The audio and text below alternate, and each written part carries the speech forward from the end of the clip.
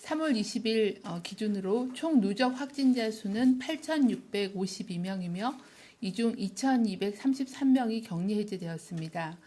어제 신규로 확인된 확진자는 87명이었고 새롭게 격리 해제된 환자는 286명 증가하였습니다.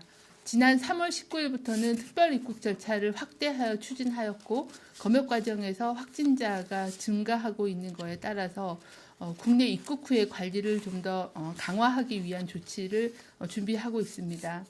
유럽발 입국자 전원에 대해서는 건강상태 질문서와 발열 확인을 토대로 유증상자와 무증상자를 구분하여 별도로 지정된 시설에서 코로나19 진단검사를 실시하겠습니다.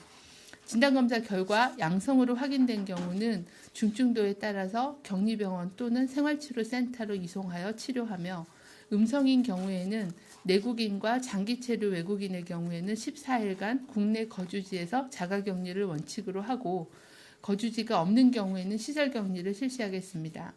단일 체류 외국인은 체류 기간 동안 능동감시를 통해 철저히 관리하겠습니다.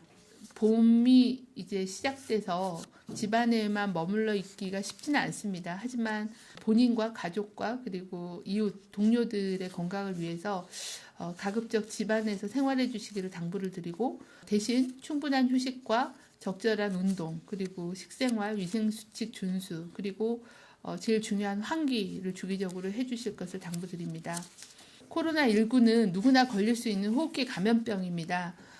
감염된 사실만으로 비난과 낙인이 되어서는 안 된다고 생각합니다.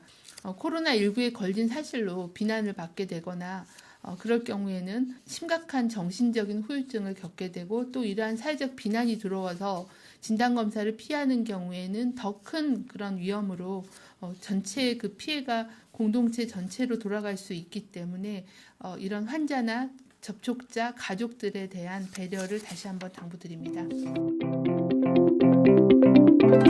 특히 이제 단기 체류 비자로 들어오시는 분들 같은 경우에는 격리가 아니라 능동 감시를 받게 되시는 건데 증상이 나타났을 때 초기에 아무래도 전파력이 강하기 때문에 이렇게 단기 체류를 하시는 분들도 격리의 필요성이 있는 것은 아닌지. 단기 체류자 외국인의 경우에는 대부분 이제 일주일 미만의 그런 그 출장 일정들을 가지고 있는 경우가 많았습니다. 예전에는. 그래서 이분들은 일단은 전수에 대해서 다 검사를 해서 거르게 되고요.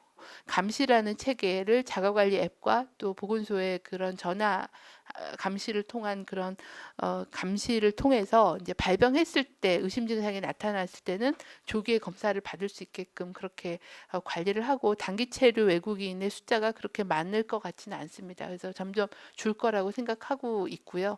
이제 이렇게 조치를 하면서 또 저희가 상황 파악을 해보면서 관리 방법에 대해서는 계속 개선을 할 예정입니다.